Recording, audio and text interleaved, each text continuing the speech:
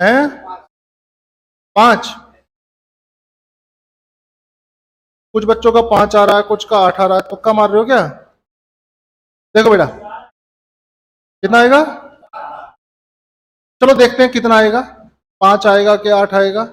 समझिए LCF HCF का एक सवाल है ये, और देखिए उसने वो संख्या नहीं पूछी, उसने वो संख्या नहीं पूछी,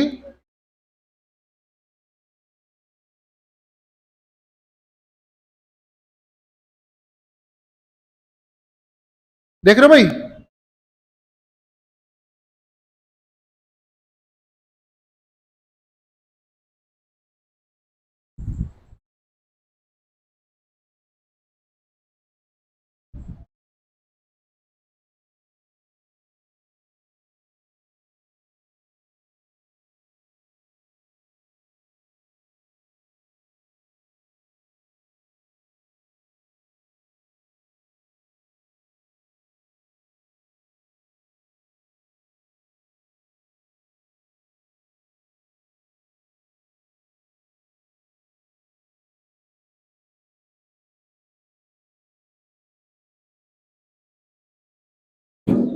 चलिए शुरुआत करें भाई। देखो बेटा LCF HCF sorry LCF HCF का बेसिक सवाल है, उसने वो संख्या नहीं पूछी, वरना तुम तुक्का मान लेते।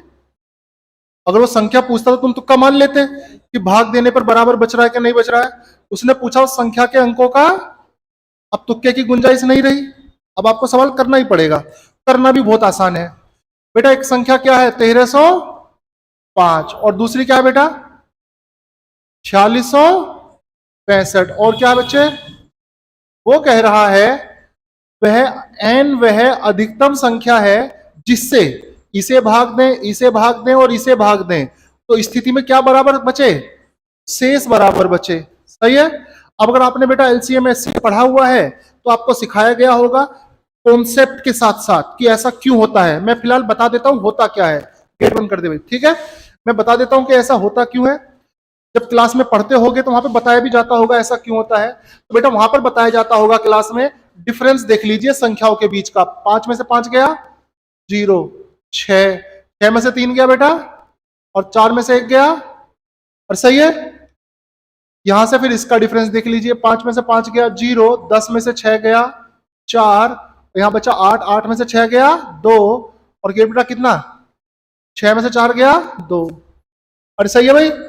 और बेटा एक बार इसका डिफरेंस देख लीजिए, अगर देख पाए तो 5 में से 5 गया 0, और 0 में से 0 गया 0, 9 में से 3 गया 6, और 6 में से 1 गया 5।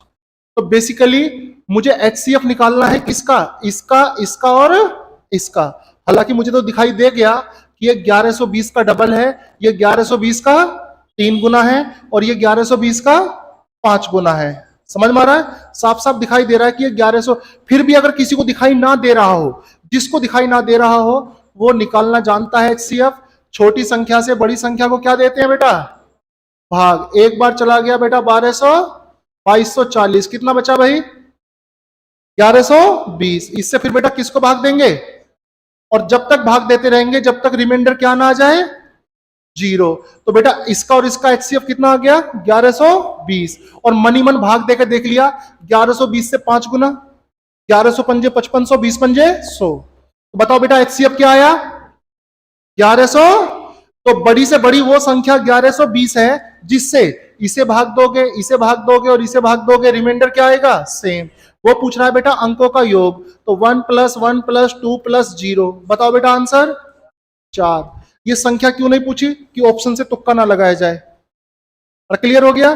फिर सुनिए, जब भी ऐसा सवाल आए कि भैया बड़ी से बड़ी वह संख्या जिससे इसे इसे इसे भाग दें, रिमाइंडर सेम आए, तो भैया उनका डिफरेंस देखिए और डिफरेंस का क्या निकालिए एचसीएफ। अच्छा डिफरेंस क्यों देखते हैं, डिफरेंस के एचसीएफ से आंसर क्यों आता है, ये क्लास में बहुत अच्छे से समझाया गया होगा अगर आपने एलसीएफ एचसीएफ पढ़ा है तो। आगे बढ़ते हैं, आओ बच्चे। ये तो आसान सवाल है। कितना 1764। चलो सही लग रहा है शायद। देखो बेटा 3 व्यक्ति हैं ए बी और सी। 3 व्यक्ति हैं बच्चे ए बी और सी। कह रहा है ए बी और सी ने एक मैदान किराए पे लिया। देखो बेटा पार्टनरशिप का सवाल हो, साझेदारी में बिजनेस करो या साझेदारी में कोई चीज किराए पे लो, तो बेटा जो रेंट होता है ना, रेंट जो उसका किराया होता है वो होता है कि आपने उसका यूज क्या किया, कितने समय के लिए किया और कितने आपके आर्टिकल थे। मतलब आपने जैसे मान लो दो दोस्तों ने कमरा किराए पे लिया, तो उसका किराया नॉर्मली तो आधा आधा बांट लेते हो, लेकिन किताबें ये नहीं कहती हैं, सिद्धांत ये नहीं बताता है किराया कैसे बटेगा। आपने उसका इस्तेमाल कितने समय तक, जैसे कमरे में तुमने अपनी 5 बॉक्स रख रखे हैं, इसने अपने 7 बॉक्स रख रखे हैं, तो कमरे में क्या हो रहा है, बॉक्स रखने का काम हो रहा है, तो किराया भी 5 अनुपात। मान लो आपने अपने 5 बॉक्स 2 दिन रखे, इन्होंने अपने 7 बॉक्स 3 दिन रखे। समझ में आ रहा भाई? तो बेटा ये हो जाता है यूज। यूज का मतलब नंबर ऑफ आर्टिकल और इनटू टाइम। अब बोलो बेटा ए ने कितनी गाय, 12 गाय, कितने घंटे और कितने महीने तक। तो बेटा ए ने उस मैदान का इस्तेमाल इतना किया, 12 गुणा 2 गुणा 4। बी ने बेटा कितनी गाय, 16, कितने घंटे प्रतिदिन, 4 घंटे और कितने माह तक। अरे सही है। और बेटा सी ने बताओ कितनी गाय, 6, कितने घंटे, 9 घंटे और बेटा कितने माह तक, 2 माह तक। तो बेटा अनुपात निकालोगे तो 12 से पहले 12 काट लो, यहां पे काट लो 4 और 2 छिक्का, 4 तिया 12, 3 दूनी 6, 12 यहां से निकाल दिया और 6 दूनी 12, 12 कॉमन लेके काट दिया। अभी भी कुछ बचता है तो काटिए, नहीं बचता है तो मत काटिए। 8 अनुपात 32 अनुपात, तो बताओ इसका मतलब 8 रुपए ए देगा, 32 रुपए बी देगा और 9 रुपए सी देगा। तो टोटल किराया 32 और 8 40 और 9 49। उसने बोला बेटा है बी अपने हिस्से में कितने देता है, 1100, मतलब 3200 यूनिट का वैल्यू दिया हुआ है बेटा, कितना, 1152 रुपए। टोटल पूछ रहा है, किसका वैल्यू निकालना है, 49 का। तो बेटा 1152 गुणा 32, सही है। जिसका वैल्यू निकालना है वो ऊपर और जिस पे निकालना है वो नीचे। काटना चाहो काट लो, हालांकि एक बार में भी काट सकते हो। 32 गुणा 3, अरे 96, कितना बचा, 19, कितना हो गया, अरे सही है। अरे कितना हो गया बेटा, 32 गुणा 3, 96, 19 बचा 100 और 3 छिंग 18, 2 छिक्का 12, अरे सही है भाई। तो बेटा 36 गुणा 49, हालांकि यूनिट प्लेस देख के 9 छिक्का 54, तो 2 ऑप्शन मैच कर रहे हैं, ये भी और ये भी। लेकिन मनी मन सोचूं, देखो मनी मन, इसे 50 मान लूं, 36 पंजे 180, 1800, 1800 से थोड़ा सा कम कौन है, अरे समझ में आ गया, अरे पता चल रहा है भाई, ऐसे भी पता चल जाता है। क्लियर हो गया? चलिए इसका बताइए। अब भैया कह रहा है किसी वृत्त में बने समबाहु त्रिभुज, जैसे बेटा इस समबाहु त्रिभुज, अब देखो बेटा अगर ये समबाहु त्रिभुज है तो बेटा इस वृत्त के अंदर है, तो इस वृत्त का जो केंद्र है और बेटा इसकी जो त्रिज्या होगी वो बेटा त्रिज्या बराबर होगी किसके, ये होता है a/√3। वृत्त के अंदर अगर कोई त्रिभुज है तो उस वृत्त की त्रिज्या और उस त्रिभुज की भुजा के बीच का रिलेशन ये होगा। अरे सही है। अब बेटा उसने इसका एरिया दिया है त्रिभुज का, इसका मतलब √3/4 साइड का स्क्वायर बराबर किसके बेटा, अरे सही है। इधर आएगा 400, ए का वैल्यू बताओ, तो ए का वैल्यू 4 आया तो बेटा यहां से त्रिज्या निकल जाएगी कितनी, 4/√3। लेकिन क्या पूछ रहा है वो, एरिया पूछ रहा है। एरिया क्या होगा, πr²। तो बेटा पाई तो है ही और r² कितना, 16/3। क्लियर है? सिंपल सा ही सवाल है, फार्मूला बेस्ड है, ये ध्यान रखना। ये तुम्हें पता भी होगा पहले से ही। इसके अंदर भी हो सकता था, अगर बेटा इसके अंदर होता सर्कल, और फिर बेटा जो इसकी त्रिज्या होती और जो इसकी भुजा होती, फिर होता बेटा a/, फिर ये होता, ठीक है। समबाहु त्रिभुज के परिवृत्त की त्रिज्या और समबाहु त्रिभुज के अंतवृत्त की त्रिज्या, समझ गए? बताइए, है ये आएगा 50/3, 16/2/3 ईयर्स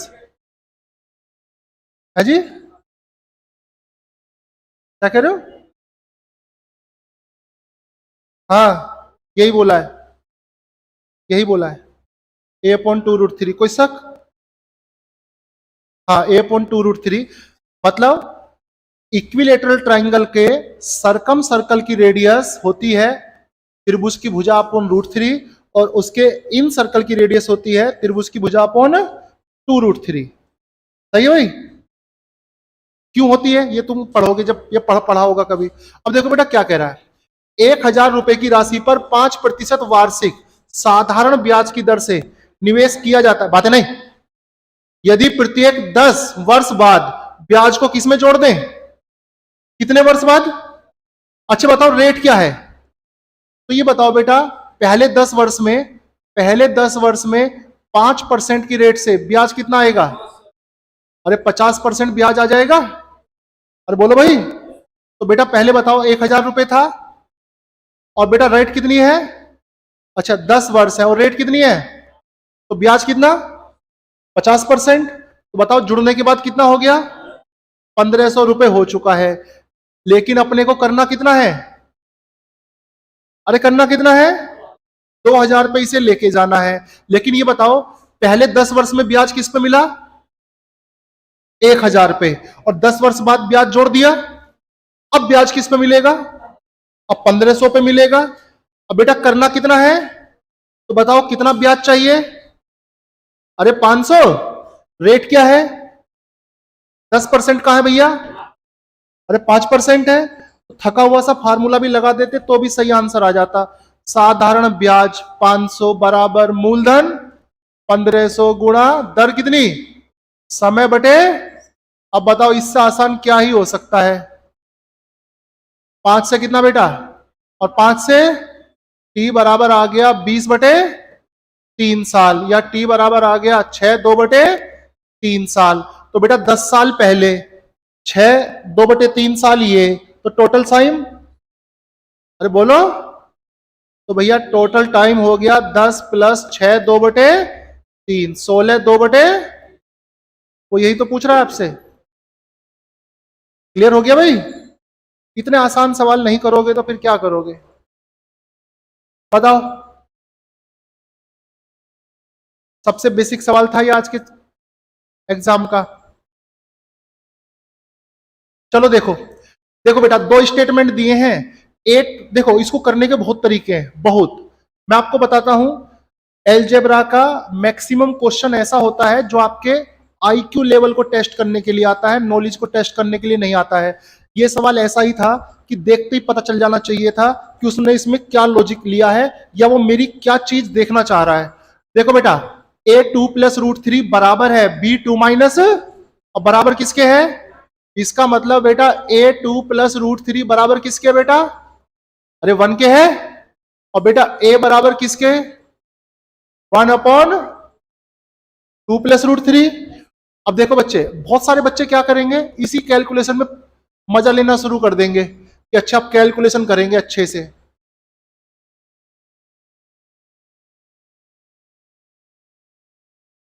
b बराबर किसके भाई? 2 माइनस √3। लेकिन अब जब तुम अगर एलजेब्रा तुमने पढ़ा है तो ऐसे पदों को देखकर तो तुम्हें खुशी हो जानी चाहिए। 2 माइनस √3, इसका रेशनलाइजेशन कर दूं? और सही है। तो बेटा b बराबर a + b a - b, नीचे क्या बचा? बताओ क्या बचा? तो ये बताओ बेटा a का वैल्यू क्या है? 1/, अरे 1/, और b का वैल्यू क्या है? तो क्या समझ में आया बेटा कि a और b एक दूसरे के अरे अपोजिट है कि नहीं है? अरे बोलो भाई। अरे बेटा अगर इसकी जगह b रख दूंगा, b बराबर 2 + √3, यहां पे b रख सकता हूं कि नहीं? सवाल खत्म। इस वाले लॉजिक को जो पूछ रहा है उसमें इस्तेमाल कर लो। a का वैल्यू जो मानना है मान लो, 1 2 3 10 20 50। b को उल्टा मान लेना, a को 1 मानोगे तो b भी 1, क्योंकि 1 का अपोजिट बी ए को 2 मानोगे तो बी को भी 2 मान लेना। अरे समझ में आ रहा है? जैसे मर्जी कर लो। लो मैंने दोनों को 1 ही मान लिया। किसी और को और कुछ मानना हो तो मान लेना, हिचकना मत। आंसर पे कोई फर्क नहीं पड़ेगा। चाहो तो संख्या मान के कर सकते हो, चाहो तो बिना संख्या के भी कर सकते हो। लो दूसरा तरीका देख लो, ए स्क्वायर प्लस 1। अभी बताओ बी की जगह 1/a² लिख सकता हूं? अरे बी की जगह 1 बेटा बी स्क्वायर की जगह 1/a² लिख सकता हूं कि नहीं? अरे हाँ या ना? बोल क्यों नहीं रहे हो? अब देखो बेटा एलसीएम लूंगा, क्या आएगा? 1 प्लस और a² एलसीएम, और ऊपर भी। क्लियर हो गया? ये आपके सीजीएल दो। मैं एलजेब्रा के सारे सवाल हर टेस्ट में वही डाल रहा हूं जो आपके सीजीएल 2022 में आए हैं। मैं कोशिश करता हूं वही सवाल आपके सामने परोसे जाएं पहले, सबसे पहले, ताकि तुम्हें करंट पता चले कि करंट में क्या चल रहा है। ये सवाल भी आपके सीजीएल 2022 का ही है जो दिसंबर में हुआ था। एडवांस के तो सारे सवाल में सीजीएल 2022 के ही लेके चल रहा हूं। जब तक वो खत्म नहीं होंगे मैं उन्हीं को यूज करूंगा। बोलो इसका आंसर 25 आएगा। देखो बेटा ये दिया है, अभी बताओ इसे अगर बेटा मैं पलट दूं तो बेटा p² माइनस 5p प्लस कितना, और पलट दो नीचे, क्या आएगा? और बराबर किसके? और 2p में से 2 इधर ले गया तो नीचे क्या बचा? बेटा पलट दिया, और 2p में जो 2 है उसको इधर, 2 को यहां पे लाके गुणा भी कर सकता हूं, और सही है। सवाल खत्म। इसके नीचे अलग, इसके नीचे अलग, इसके नीचे अलग, और बराबर किसके? तो बेटा p प्लस 1/p बराबर। ये सब आपके सीजीएल में आए हुए सवाल हैं, ऐसे थके थके सवाल आते हैं। बताओ। अरे ठीक है भाई, तो ऐसा नहीं है कि बहुत कुछ तूफानी आ जाता है, वही आता है जो पढ़ चुके हो। आइए बताइए, ये तो सबने कर दिया होगा। कितना आ रहा है? कैसे किया? एलिगेशन लगाया, ठीक है। अगर एलिगेशन के अलावा दूसरा तरीका अपनाया है तो कोई दिक्कत नहीं है। देखो मैंने आपसे कल भी बोला था, सवाल होना ना होना वो मैटर नहीं करता है। मैटर करता है उसे आपने कितने कम समय में किया और कितनी कम एनर्जी लगा के किया। कर तो लेते ही हैं सवाल। तो बेटा हर सवाल का बेस्ट अप्रोच आपको पता होना चाहिए। वो कह रहा है बेटा 20 रुपए प्रति किलोग्राम और 15 रुपए प्रति किलोग्राम की चीनी को कितने अनुपात में मिलाएं कि मिक्सचर का एवरेज कितना आ जाए। और सही है भाई। तो बेटा सबसे बेस्ट तरीका एलिगेशन। डेली पेपर में एक सवाल एलिगेशन से जरूर आ रहा है। बोलो कितना आएगा? 52 आएगा। बेटा x⁴ प्लस 1/x⁴ बराबर किसके दिया है? 190। अच्छा पूछा क्या है भाई? अच्छा हम जानते हैं अगर x प्लस 1/x का पता चल जाए तो x³ प्लस 1/x³ पता चल जाएगी। कैसे बेटा? a³ माइनस, तो बेटा मुझे निकालना क्या है पहले? x प्लस 1/, और तुमने बेटा ये भी पढ़ा होगा कि पावर को आधा करना। जैसे पावर कितनी है अभी? 4। पावर आधी होती है तो क्या करें? जो भी वैल्यू है उसमें 2 जोड़कर वर्गमूल कर दें। बोलो कितना? और 14। लेकिन अभी क्या हुई है? 2, फिर आधी कर दें पावर, 2 का आधा 1 आ जाएगा। बेटा 14 प्लस 2 वर्गमूल कितना बेटा? और इसका वैल्यू 4, 4 का क्यूब 64 माइनस 12। आंसर सही है। ये अलजेब्रा में आपने सीखा ही होगा। पूछ लेना कुछ दिमाग में आ रहा हो। किया किसी ने? हाँ जी, ये सवाल किसी ने किया? क्यों? ऐसा क्या इस सवाल में हीरे लग गए कि किसी से भी नहीं हुआ? समझ में नहीं आया? क्या समझ में नहीं आया?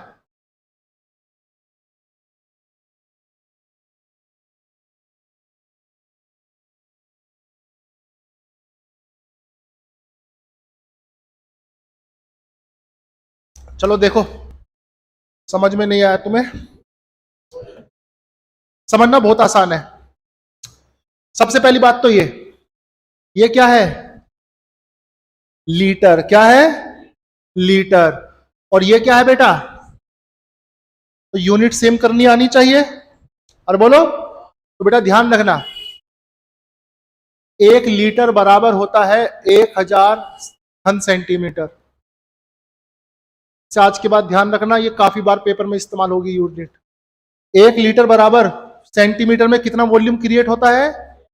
मतलब 1 लीटर जो वॉल्यूम घेरता है वो कितना होता है? 1000 सेंटीमीटर क्यूब। अरे समझ में आ गया? तो जैसे ही उसने मुझे बोला 11 लीटर, तो मैं समझ गया इस 11 लीटर का मतलब है 11,000 सेंटीमीटर क्यूब। समझ में आ रहा है? चलिए अब मैं आपको सवाल समझाता हूं लॉजिक से। अब समझना बेटा, पूरा डिटेल में समझाऊंगा, बढ़िया से समझ लेना। मान लो बेटा ये सिलेंडर है, बेलनाकार टंकी है, पानी से भरी हुई है, भरी हुई है, भर दी पानी से, मान लो ऊपर तक। कह रहा इसमें से 11 लीटर पानी निकाला, तो पानी नीचे आया होगा। अरे बोलो, तो मैंने मान लिया बेटा पानी यहां पर आ गया, मैंने मान लिया बेटा पानी इतना नीचे आ गया, यहां तक आ गया, और सही है। और इसकी ऊंचाई बेटा मैंने कितनी मान ली? h मान ली। अरे सही है। अभी बताओ बेटा, अगर यहां पे जो रेडियस है, कितनी रेडियस दी है उसने? 25 तो व्यास है, रेडियस कितनी? 25/2 सेंटीमीटर। तो ये बताओ बेटा, यहां पे भी तो रेडियस इतनी ही होगी। सिलेंडर, बेलन को कहीं से भी काट दो, वो बेलन ही रहेगा। और सही है भाई? तो ये बोलो बेटा, अगर मैं यहां पे भी इसे बेलन की तरह ट्रीट करूं, तो यहां भी रेडियस कितनी है? अब ये बताओ, सुनना आप ध्यान से, 11 लीटर पानी निकला और इतना आ गया, इसका मतलब यहां से यहां तक पानी का वॉल्यूम कितना हुआ? 11,000 सेंटीमीटर क्यूब हुआ कि नहीं? अरे बोलो। और सिलेंडर का वॉल्यूम क्या होता है? पाई, 22/7 लिखा हुआ है, आर स्क्वायर। अब बोलो बेटा, यहां पे 25/2 है, तो यहां भी मैं सिर्फ बेटा इतने का वॉल्यूम निकाल रहा हूं, इतने का। और समझ में आ रहा है? आर स्क्वायर कितना बेटा? और इंटू एच। एच सिर्फ ये ऊंचाई है, वो यही तो पूछ रहा है, पानी का स्तर कितना कम होगा। तो हमने मान लिया पानी का स्तर कितना कम हुआ? एच कम हुआ। अरे समझ में आया? फिर सुनिए, बेलनाकार टंकी थी, वो कह रहा भरी हुई थी, 11 लीटर पानी बाहर निकाला, तो पानी का स्तर कितना नीचे आया? मैंने मान लिया यहां से यहां तक नीचे आ गया, और ये ऊंचाई मैंने कितनी मान ली? एच। और अब मेरे लिए ये भी क्या है? बेलन ही तो है, इतना भी क्या है? ये बेलन है। और अगर रेडियस यहाँ पे 25/2 है, तो रेडियस यहाँ भी 25/2 ही होगी। तो इसका वॉल्यूम होगा पाई आर स्क्वायर एच। और ये बेटा किसके बराबर? और समझ गए? खत्म सवाल। 11 दूनी 25, दूनी 50, 50 दूनी 100 और 0, 5 पंजे 25, 5 चौक 20, 7 दूनी 14, दूनी 28, पंजे 140, नहीं 7 दूनी 14, दूनी 28 चौका है ना, 28 चौका 112/5 सेंटीमीटर। आंसर।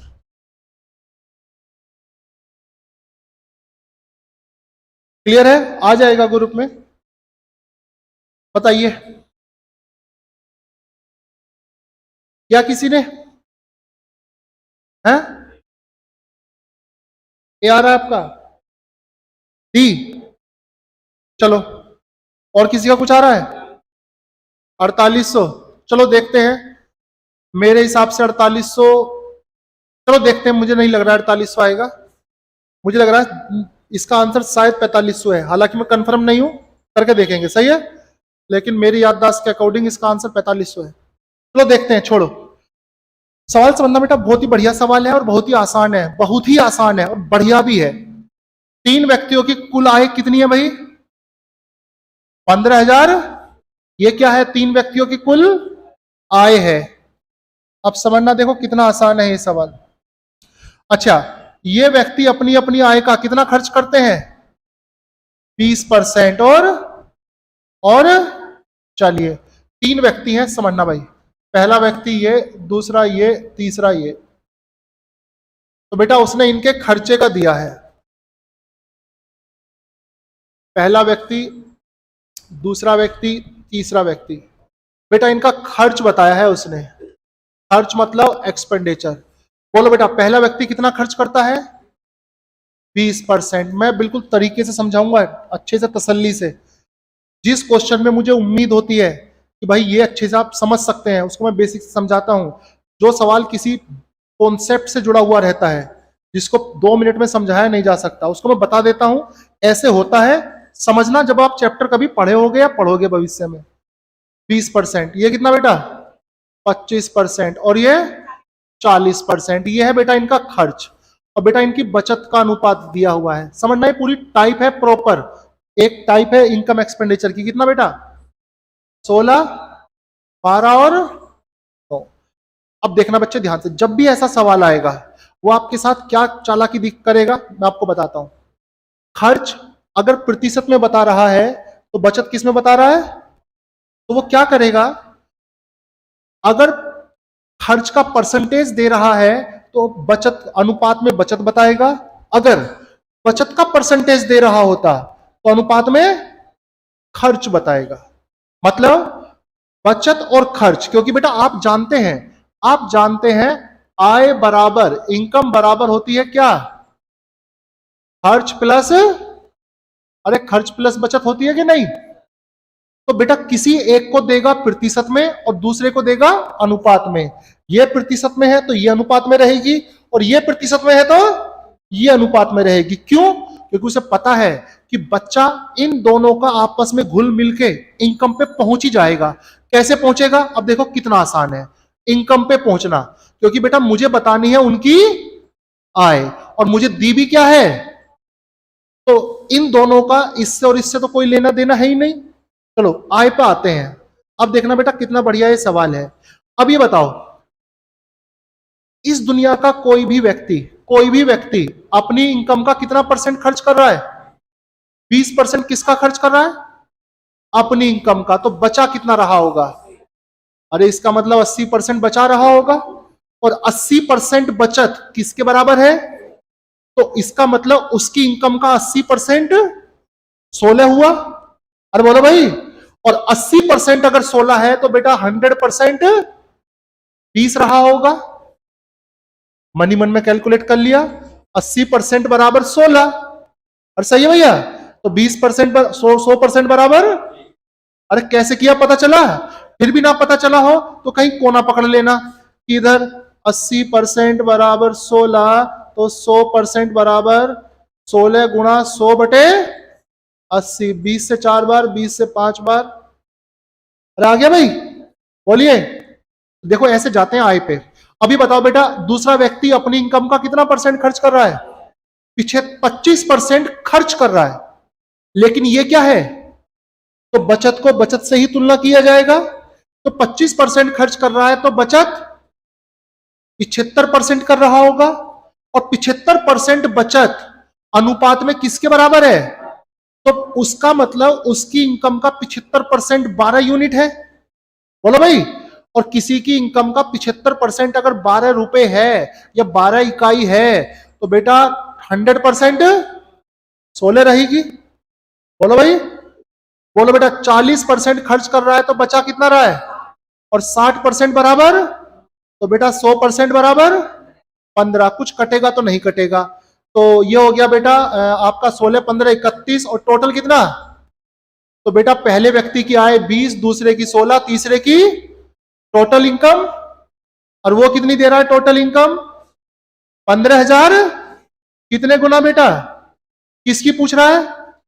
तीसरे व्यक्ति की पूछ रहा है। कितने गुना कर दोगे? तो बेटा ये आएगी आपकी 4500 रुपए। क्लियर हुआ भाई? तो एक ठीक ठाक सा सवाल है ये इनकम एक्सपेंडिचर का। करा? कितना? बी गलत है, सी भी गलत है, शायद ए आएगा इसका आंसर, शायद। हाँ, कोई हार्ड नहीं है कैलकुलेशन, देखो कितनी आसान है। कॉलेज ए और सी के लिए गणित विषयों का विद्यार्थियों का प्रतिशत। अब देखो बेटा कॉलेज ए, और कौन सा कॉलेज है?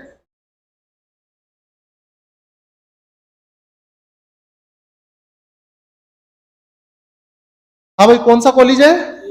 ए। ए में गणित कितने हैं बोलो? अच्छा, 40 किसका? अरे बोलो भाई, 8,000 का मतलब, अरे 3200, सही है। बोलो बेटा, सी में कितना है? 35 किसका?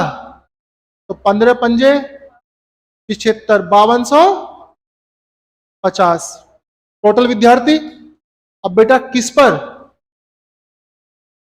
23,000 पर, इंटू 100। ये 2 जीरो कट गई, 1 जीरो कॉमन लेके काट दिया, और सही है भाई। और बेटा 320 525 845, 845 बटे 23%। तुम्हें बताना है 23 तिया 69, 23 तिया 69, कितना बचा?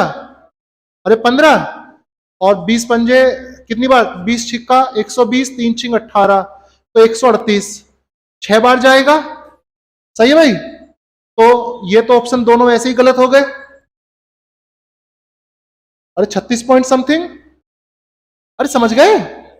बस आगे देख लो कि 23 थी 69, 69 15 बचा 155 हो गया, 23 छिक्का कितना होता है भाई? 138, 138 48 58 17 बचा, और 170 हो गया, कितनी बार जाएगा?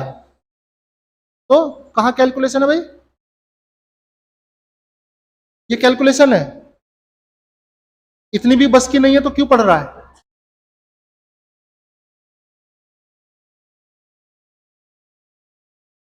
बताइए। ये आपके मेंस 2019 में, हाँ, इस बार सीजीएल, आप विश्वास करिए, विश्वास करना और पढ़ना, प्रीवियस पेपर आते हैं। इस बार जो सीजीएल 2022 में पेपर हुए थे, उसमें ये वाला सवाल, ये नहीं संख्या बदल बदल के, लेकिन सवाल यही, सेम सवाल संख्या बदल बदल के 7 बार आया है, 7 बार। ये वो सवाल नहीं है, ये सवाल कब का है? 2019 का। ये तो पुरानी बात है, मैं बात कर रहा हूं सीजीएल 2022 की। सीजीएल 2022 में यही सेम सवाल सिर्फ संख्या बदल बदल कर 7 बार आया है 40 सेट में से, सही है। प्रीवियस पेपर में देखोगे तो आपको बहुत ढूंढने से मिलेंगे, 7 बार ये सवाल रिपीट हुआ है। चलिए, और ये उससे पहले भी सीजीएल 2019 मेंस में भी आ चुका है, पहले भी आ चुका है। अच्छा देखो बेटा क्या कह रहा है, इसका और इसका, और बेटा इसका और इसका। तो बच्चे मैं आपको बता देता हूं जिसने नहीं पढ़ा, तृतीय अनुपाती कैसे लिखेंगे? चलिए, एक तृतीय अनुपाती वर्ड होता है और बेटा एक मध्य अनुपाती वर्ड होता है, और ये सवाल बहुत ही आसान है, जिसने नहीं पढ़ा है उसके लिए बता रहा हूं।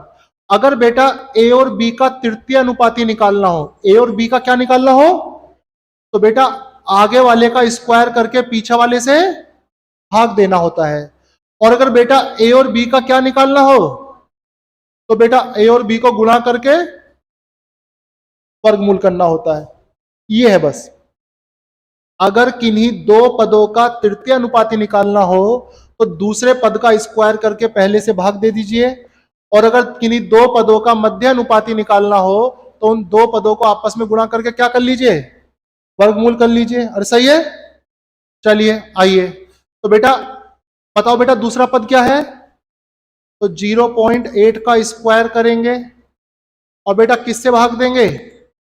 और सही है, और रेशो निकालना है 13.5 और कितना 0 पॉइंट। बस ये कैलकुलेशन आपको करनी थी और ये सवाल मेंस में आ गया था। चलो देखो कैलकुलेशन कितनी आसान है और आप कितनी आसानी से निपटाते हैं। 0 लगाया और पॉइंट हटा दिए दोनों, 2 डिजिट के बाद है 8 से कितनी बार? तो बेटा इधर आ गया 8:5। देखिए इधर की कैलकुलेशन भी एक ही बार में निपटा लीजिए, बार बार इसके लिए नहीं चलना है आपको। पॉइंट खत्म कीजिए सबसे पहले, नीचे बेटा कितनी 0? सही है। अरे बोलो भाई। अब देखो बेटा 5 से कट जाएगा, 5 दूनी 10, कितना 200। 5 से कितनी बार? 27। फिर 4 से काट दो बेटा, 4 से कितना 50, 4 से कितना 6, फिर 2 से 3 और 2 से कितना बेटा, ऊपर कितना बचा 81 से बाहर, अरे 9 से बेटा नीचे कितना 5, और यहां पे बेटा कट गया, रेशो क्या आया, समझ गए। तो ज्यादा कैलकुलेशन भी नहीं है, आसानी है, समझ गए भाई। बताओ 0 आया होगा। देखिए बेटा साइन ए अपॉन कोस बी या कोस ए अपॉन साइन बी बराबर होंगे बेटा किसके, 1 के। अगर ए प्लस बी बराबर किसके हो, ये प्रॉपर्टी होती है, ट्रिग्नोमेट्री में सिखाई जाती है, डेली इसका जिक्र भी हो रहा है। साइन अपॉन कोस, इसे आप कैसे याद रखें, साइन अपॉन कोस या कोस अपॉन, बच्चों को याद होता है साइन अपॉन कोस टेन और कोस अपॉन साइन कोट, वो अलग चीज है। वो कब है, जब एंगल सेम हो, साइन ए अपॉन कोस ए टेन ए, लेकिन एंगल क्या हो अलग अलग। तो बेटा साइन अपॉन कोस या कोस अपॉन साइन 1 हो सकते हैं, लेकिन वहां पे शर्त क्या होनी चाहिए, ए और बी का सम 90 डिग्री होना चाहिए, है क्या, है क्या। तो बेटा इसका वैल्यू, इसका वैल्यू, तो बेटा 1 + 1 -8, कोस 60 का वैल्यू 1/2 स्क्वायर करके 1/4। आंसर इतना सा है ये सवाल, किया कितना है भाई, 17 आएगा। चलिए बेटा रेक्टेंगल की बात हो रही है, लंबाई चौड़ाई, ये बताओ बेटा डायगोनल क्या होता है, L² प्लस, और यही ना होता है समकोण त्रिभुज बोलो भाई बेटा क्या दे रहा है, क्षेत्रफल, मतलब L इंटू बी बराबर 120। परिमाप, परिमाप क्या होता है बेटा 2L प्लस बी बराबर किसके, और बेटा यहां से L प्लस बी बराबर किसके 23। तो बेटा ये दो मुझे चीजें दी हुई हैं, L इंटू बी का मान दिया हुआ है, L प्लस बी का मान दिया हुआ है, निकालना किसका है डायगोनल। डायगोनल मतलब, तो बेटा L² प्लस B² को क्या ऐसे लिख सकता हूं, L प्लस बी का whole square -2L into B. बोलिए फार्मूला, कोई दिक्कत, बस खत्म। L प्लस बी बेटा 23, 23 का स्क्वायर 529, 120 दूनी 240, तो बेटा ये 289 आ गया। L² प्लस B² किसके बराबर 280, लेकिन अपने को क्या चाहिए वर्गमूल, तो बेटा √L² प्लस B² बराबर, क्लियर है भाई, समझ गए सब।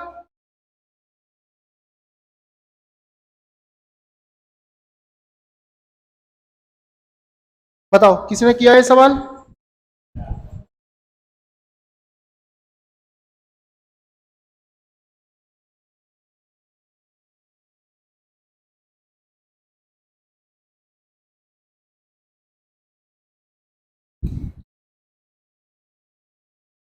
देखो बेटा समझो सवाल को, किया किसी ने, 14 पॉइंट सही लग रहा है।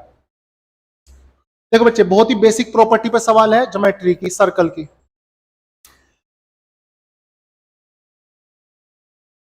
थोड़ा सा बड़ा बनाता हूं,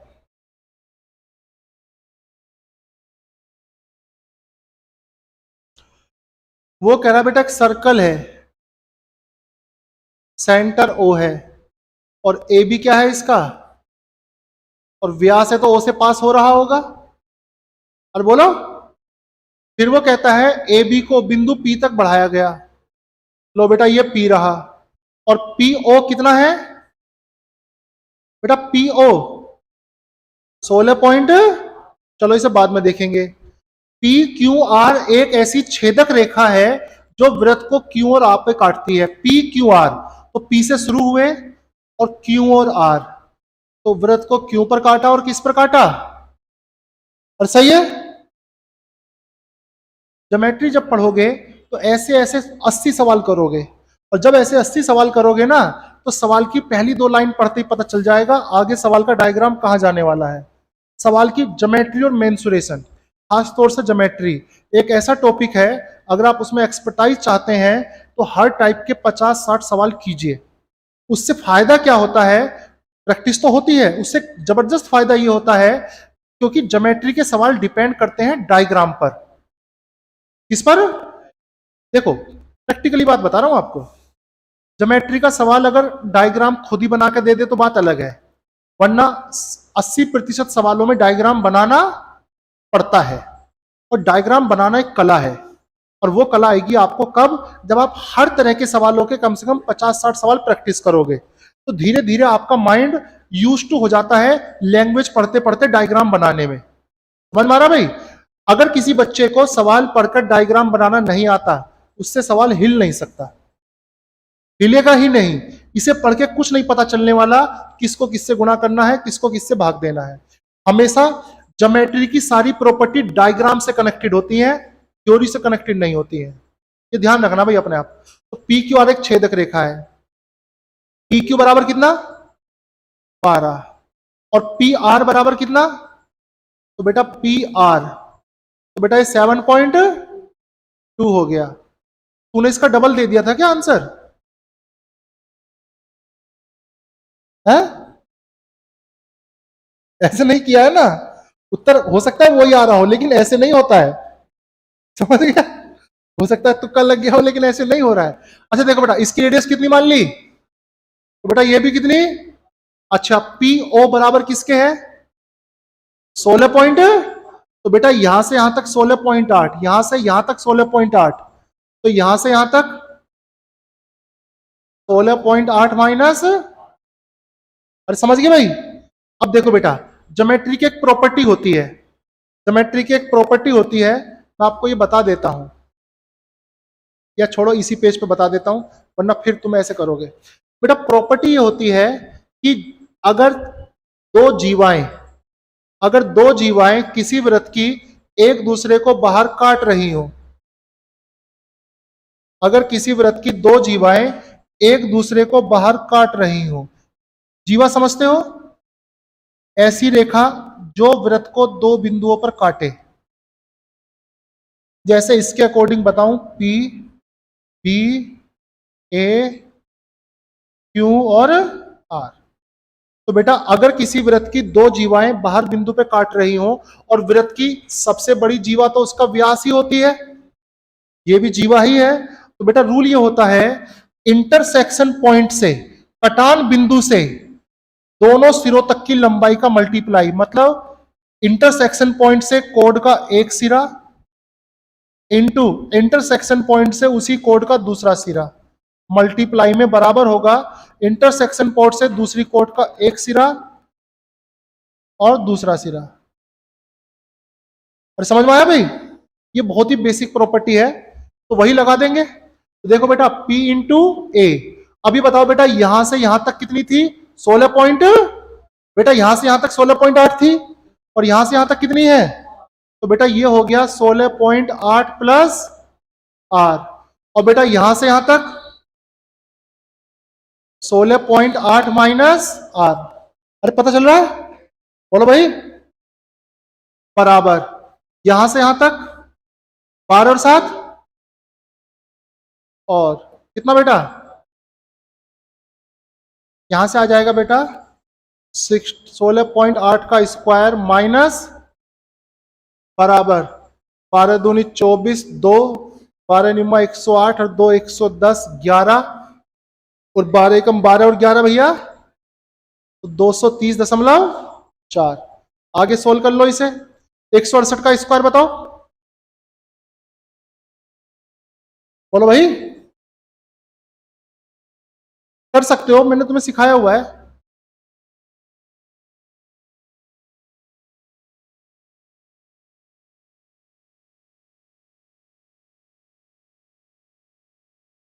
दो सौ बयासी 24 आएगा शायद, 282 24, हाँ 282 24, यहां पर बेटा ये हो गया माइनस का आर स्क्वायर बराबर 230.4, तो बेटा आर स्क्वायर बराबर इसमें से इसे घटा लोगे, और समझ गए भाई, और जो भी आएगा वो किसी ना किसी का स्क्वायर होगा। और क्या पूछ रहा है उसका? A B. ए बी का मतलब व्यास। तो व्यास क्या होगा? 2r। समझ गए? हालांकि वर्गमूल निकालोगे 7.2 का ही आएगा, 7.2 का ही आएगा। बोलो, देखो कितनी आवाज आई है तुम्हारी तुरंत।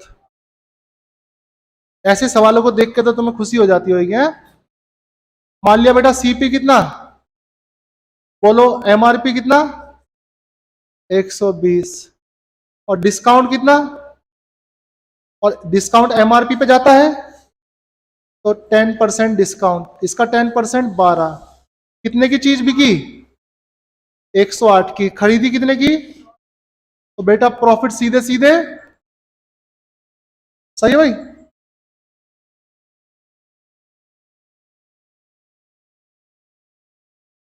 क्या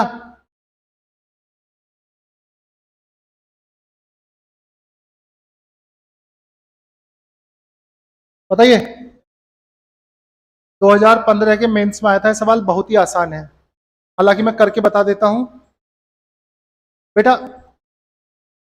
हालांकि मुझे लिखना सिर्फ आपके लिए पड़ रहा है, वरना तो आप समझ ही जाओगे। X cube minus y cube upon बराबर किसके बेटा? सही है। अब देखो बेटा, x cube minus y cube बराबर होता है बेटा x minus y, x square plus y square plus. तो बेटा ये बताओ, इसकी जगह ये रख सकता हूं तो बेटा ये इससे बचेगा क्या? तो बेटा यहां से x माइनस वाई बराबर किसके आएगा? अरे समझ में आ रहा भाई? इसी तरह दूसरा स्टेटमेंट है बेटा, x square minus y square upon x minus y बराबर किसके भाई? अब देखो बेटा, इसे किस में तोड़ सकता हूं? हाँ, x minus y into x plus y. और बेटा एक्स माइनस वाई से एक्स माइनस वाई कट जाएगा। बोलो क्या आया? एक्स प्लस वाई बराबर। तो ये बताओ, इन दोनों को आपस में सोल्व कर लोगे? एक बार दोनों को जोड़ लोगे, वाई से वाई कट जाएगा, 2x बराबर 12, x बराबर 6, और बेटा y बराबर 1 आ जाएगा। एक बार दोनों को जोड़ लो, एक बार दोनों को घटा लो। सही है? पूछ क्या रहा है? 2x रेशो 3y का पूछा हुआ है सवाल। अब तो ये आसान है, x का वैल्यू 6, y का वैल्यू 1। आंसर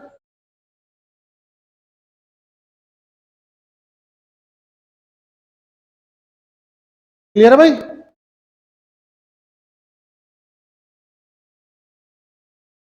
हाँ जी, क्या बोलिए? 60। देखो बेटा, वो कह रहा है बेटा ए और बी मिलकर किसी काम को 9 दिनों में कितना परसेंट कर सकते हैं? 45%। 9 दिनों में कितना परसेंट? तो बेटा 9 दिनों में अगर 45% कर रहे हैं तो बेटा पूरा काम 20 दिन में करेंगे। पूरा काम कितने में करेंगे? सही है भाई? 45% बराबर 9 दिन, तो 100% बराबर, सही है? तो यहां 20 क्यों आया पता चला? क्योंकि उसने ए का पूरे काम का समय दिया है। और या तो आप दोनों को 45% पे ही रखो, या दोनों को पूरे पे रखो, काम दोनों के लिए बराबर होना चाहिए कंपैरिजन में। तो बेटा ए और बी मिलकर पूरा काम 20 दिन में कर रहे हैं, और ए अकेला, तो काम,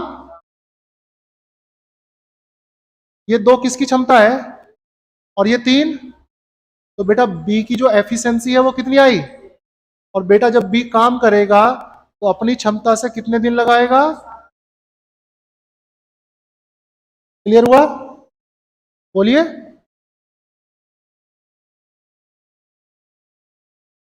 क्या किसी ने?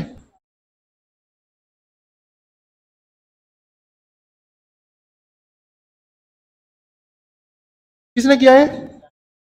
और कोई है? ये बहुत आसान सवाल था यार।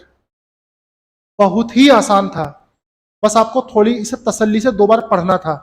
जबरदस्ती हो जाता है ये सवाल।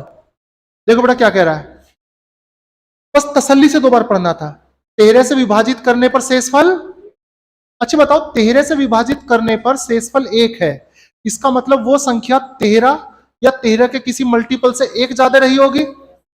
बोलो भाई, भाई या तो 14 रही होगी, या 27, 13 दूनी 26 और 1 27, या 40, 13 39 और 1, अरे समझ में आ रहा है? ऐसे ही लगाया 40 का तुक्का। अच्छा ठीक है, देखो बेटा, चलो मैं आपको सिंपल समझा देता हूं तरीके से। बेटा भाग देने का तरीका ये होता है, बोलो भाई। अच्छा बताओ बेटा, यहां पर जो नंबर होता है वो क्या होता है? अरे भाजक, अरे बोलो यार। बेटा यहां पे जो नंबर आता है वो क्या होता है? भाज्य बोलते, हाँ सॉरी कंफ्यूजन हो गया। हिंदी में से भाजक कहते हैं, भाज्य बोलते हैं बेटा, सही हिंदी में है ना, भाज्य।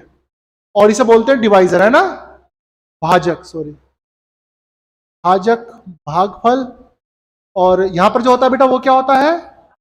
भागफल। और जो बेटा नीचे आता है वो क्या होता है? शेषफल। मैं आपको समझाने के लिए ऐसा डायग्राम बना रहा हूं, वरना है नहीं कुछ सवाल में। सही है भाई? अब देखो बेटा ध्यान से, तो एक संख्या यहां पर होगी, एक संख्या यहां पर होगी, एक यहां पर होगी और एक यहां पर होगी। अब देखो बेटा 13 से भाग देने पर कितना शेषफल आता है? मतलब यहां पे क्या चेक कर लिया भाई? अच्छा, फिर भागफल को, फिर भागफल को 5 से भाग देने पर कितना शेषफल आता है? अभी बताओ, किसी संख्या को 5 से भाग दे रहा हूं और 3 शेषफल आ रहा है, तो इसका मतलब भागफल को 8 मान लिया जाए। बेटा उसने बोला भागफल को 5 से भाग करने पर शेषफल, तो भागफल, तो किसी संख्या को 5 से भाग देने पर शेषफल अगर 3 आ रहा है, तो छोटी से छोटी संख्या वो क्या हो सकती है? 8 हो सकती है कि नहीं? और यहां पे उसने पहले ही बता दिया किससे विभाजित किया, तो 13 से भाजक हुआ, भागफल कितना हुआ? 8। तो 13 थे, लेकिन एक शेषफल यहां भी बचना है, तो 100। सब कुछ पता चल गया? अरे समझ में आया? पूछ क्या रहा है? उसी संख्या को, संख्या क्या आई, किससे भाग दे रहे हैं, तो रिमाइंडर 40। समझ गए भाई? तो आसान था यार, ये लॉजिकल था। बोलो भाई, नालायक को क्लास में पढ़ाया है मैंने तुम्हें ये, और मैंने तुमसे ये भी बोला है बड़े बड़े महारथियों से पूछना इसका आंसर, नहीं पता होगा। ये देखने में बहुत आसान लगता है नहीं है वो, ये वो थका हुआ सवाल नहीं है, दिखता उसके जैसा है। अब सुनो, इसे as a special case note करना, इसको एज ए स्पेशल केस आप नोट करेंगे। और स्पेशल केस क्या नोट करेंगे?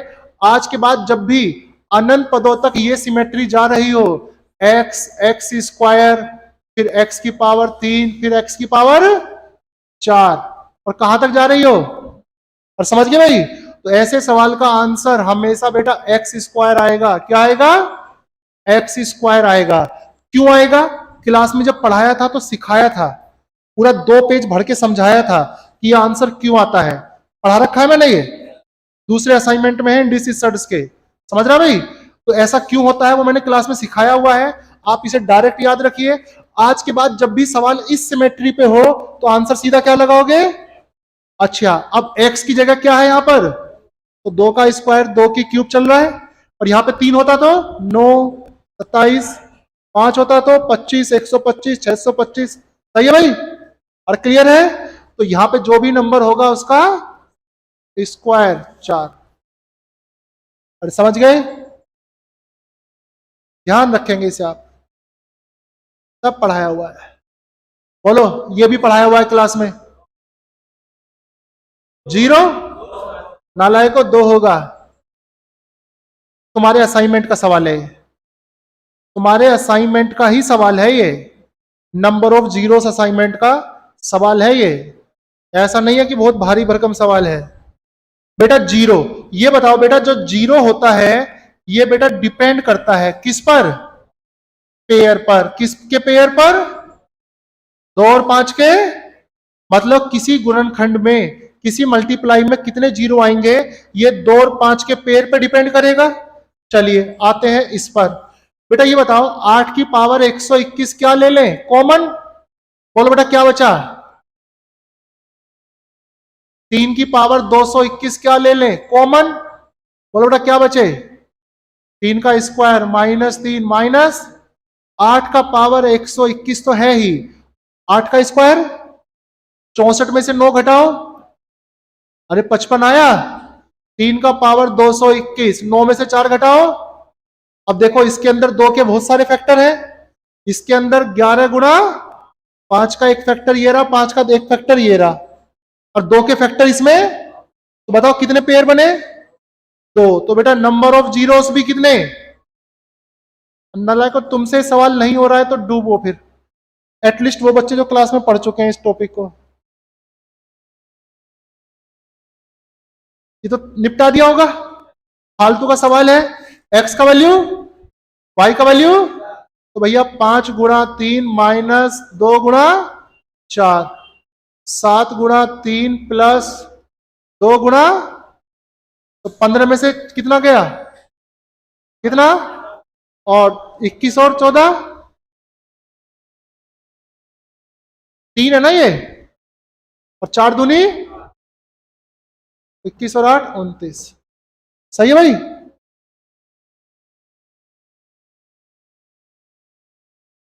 किसने किया? कौन सा? डी होगा ना?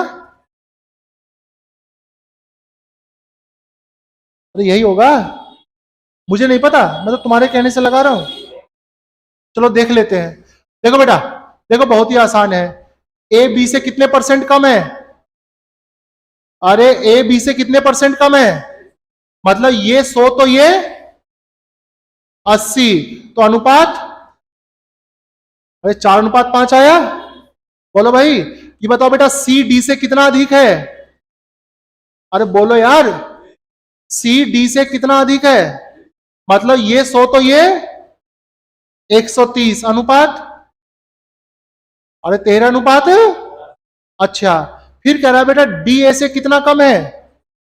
फिर डी और ए के बारे में बता दिया, डी ए से कितना कम है? तो बेटा ये 100 तो ये कितना 75, अनुपात है जी 3:4। अब देखो बेटा यहां से सवाल बहुत ही आसान होना चाहिए आपके लिए। अब देखो इन दोनों में डी कॉमन है और इन दोनों में ए कॉमन है, सही है। हालांकि करने के कई तरीके हैं, आप इन दोनों को डायरेक्ट मर्ज कर सकते हो, ऐसे ऐसे और ऐसे दिखाया हुआ है मर्ज करना, लेकिन मैं नहीं जाऊंगा उस पर।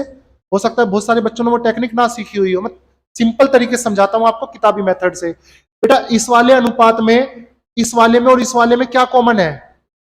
तो यहां पर डी कितना है और यहां पर, तो बेटा डी को दोनों जगह कॉमन कर ले। बोलो भाई, हो गया? ये दोनों आपस में मर्ज हो चुके हैं। बोलो बेटा सी का वैल्यू कितना? अरे 39। बेटा डी का वैल्यू कितना? 30। और बेटा ए का वैल्यू कितना? अरे 40 आया भाई। लेकिन अभी बताओ बेटा ए यहां पर कितना है और यहां पे कितना है? तो बेटा यहां पे भी 40 कर दो, सही है भाई। बोलो बेटा ए 40 तो बी कितना 50। आ गया सबका रिलेशन, खत्म सवाल। अब वो आपसे रेशो पूछ रहा है किसका? सी और बी का पूछ रहा है। चलो सी और बी को ले लो, ये रहा सी और ये रहा बी, तो बेटा सी अपॉन बी बराबर, बोलो कितना? अरे बेटा 39/50।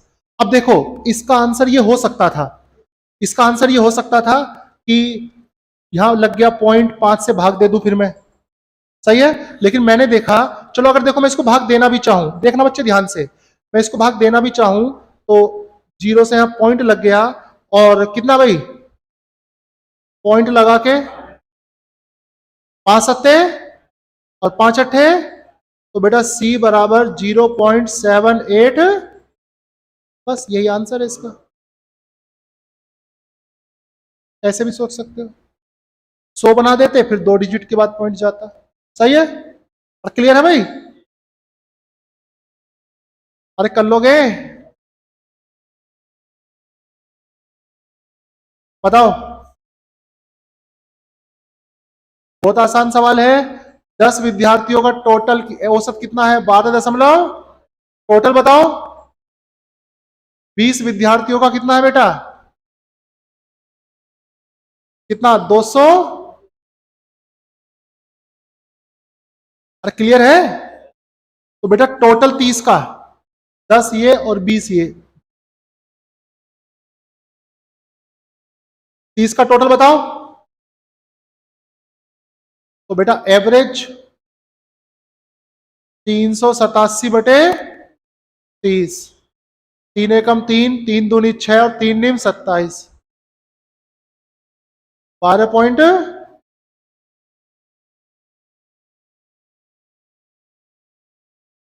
है। 12 पॉइंट। उसमें मिसप्रिंट हो गया होगा फिर, है? आंसर मैच नहीं कर रहा है तुम्हारा? अच्छा। हाँ अच्छा, उसमें मिसप्रिंट है क्या?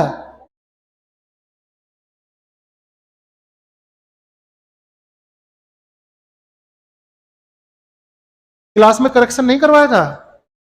आओ बेटा, ये तो कर लिया होगा यार। है? कराऊं क्या? कर लिया? सबका हो गया? अब यहां पे बेटा 25 है और नीचे क्या है? 9। यहां पे 4 डिजिट के बाद पॉइंट है तो 2 डिजिट लगा लेना। सही है भाई?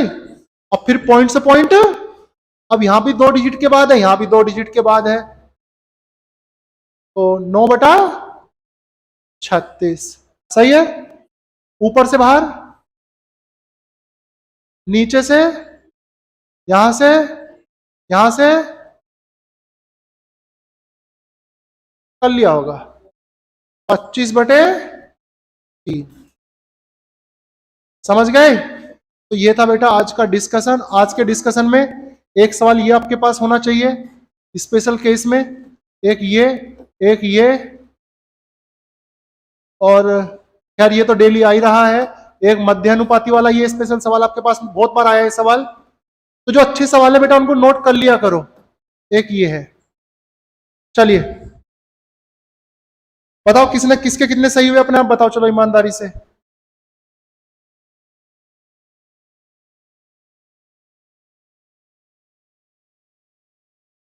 किसके कितने सही हुए ईमानदारी से बताओ। 18। और रिजल्ट आ गया क्या? पूछना जरा। आ गया? कौन है ऊपर? है? राजेश कुमार कौन है?